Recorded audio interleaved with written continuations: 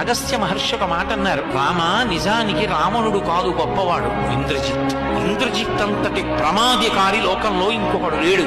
ఇంద్రజిత్ నిగ్రహింపబడ్డాడు కాబట్టి రామరావణ యుద్ధంలో యుద్ధం పూర్తయింది.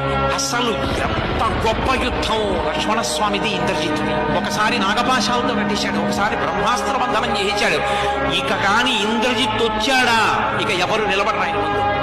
అంత భయంకరమైన పరిస్థితుల్లో ఎన్ని అస్త్రాలు ఉన్నాయో అన్ని అస్త్రాలు ప్రయోగించాడు. ఇంద్రజిత్ నిహతుడు కాలేదు. ఆఖరణ అసలు ధనుర్వేదంలో లేనటువంటి ఒక మంత్రాన్ని ప్రయోగించాడు.